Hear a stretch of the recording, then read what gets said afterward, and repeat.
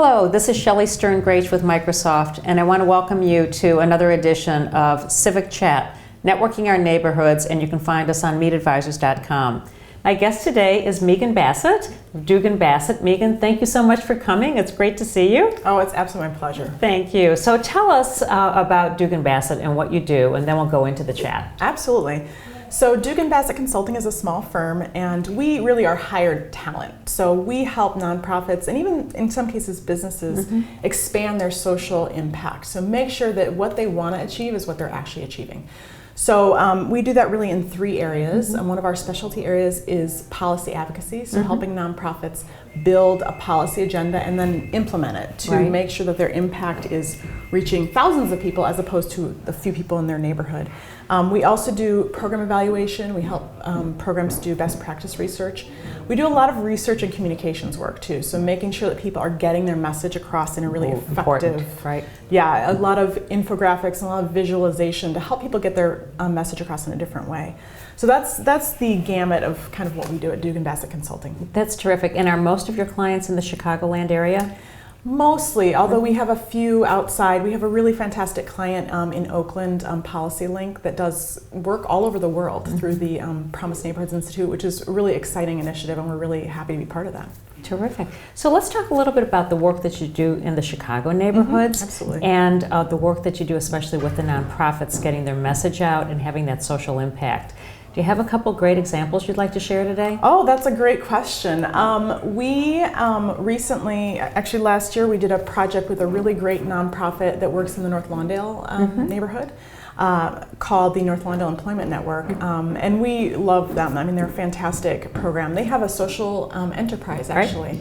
And so we help them really visualize their impact, so help them for their annual report and also for their board to understand how are they actually impacting individual lives, and then what's the extent of that impact. We did a really great infographic for them on that. We've also been working with a local business that actually does alternative financial aid, basically, for individuals who are talented people and want to go to grad school to do, say, work as a principal in Chicago, but may not have, don't want to take on a huge loan burden, as is often the case.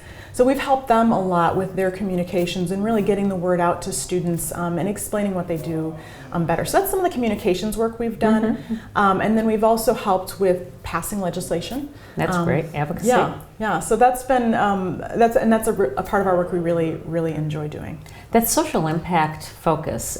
We had a previous speaker on a previous program talking about the work that they're doing, and with North Lawndale, is that the food program that they have? So they actually have a number of different programs, but most of them are really focused on helping people get work. So helping people get the skills they need.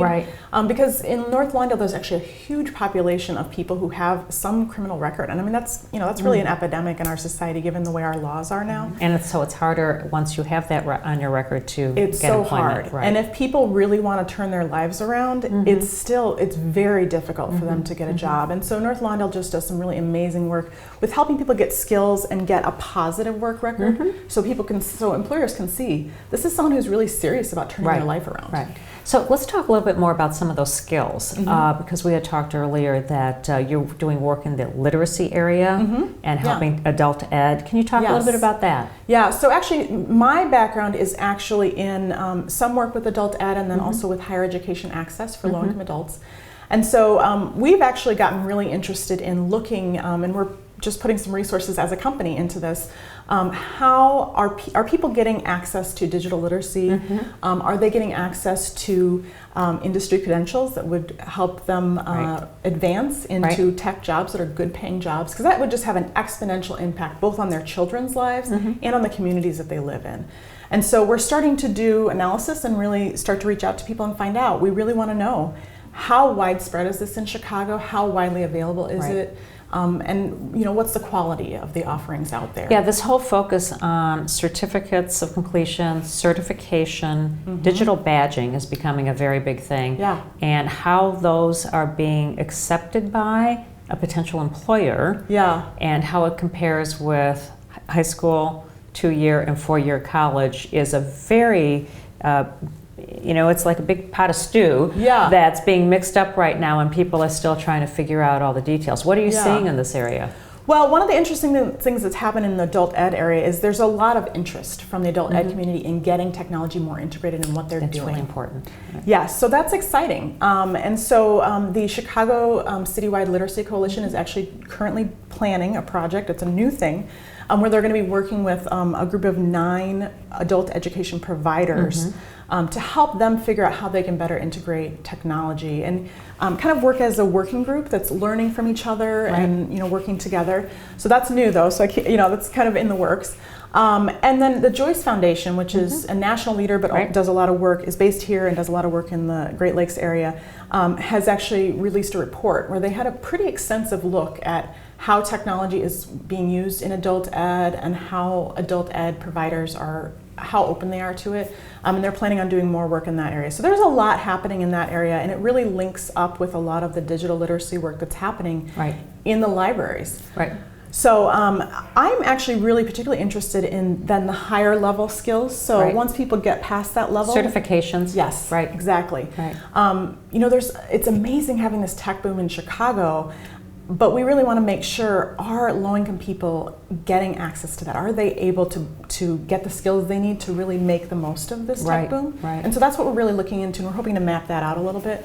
And so what I'm finding, the partnership, the Chicago Cook County Partnership, the Workforce Development Board for the area, is doing a lot of exciting things. They just started a program in October using Department of Commerce and Economic Opportunity dollars to subcontract with 7 providers to do training that will help people get into those entry-level tech jobs. So I'm excited to see what the results are going to be from that. So here we have both in our actual neighborhood level at the libraries, which are in 79 branches in all of our neighborhoods, and then you've got the Chicago Cook Workforce Partnership, which is city and county-wide.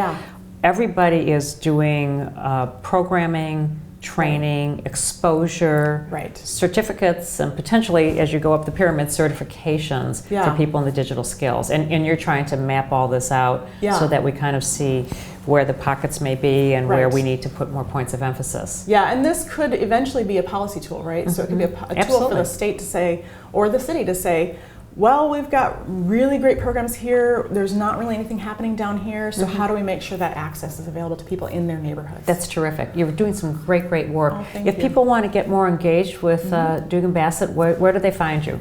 Well, they can look on our website, there should be a link, duganbassett.com. They can email me directly at Meegan@duganbassett.com, and they can follow me on Twitter at Dugan Bassett. Terrific. Meegan, thanks so much for coming and for the great work that you're doing in our neighborhoods. Thank you. It's a pleasure.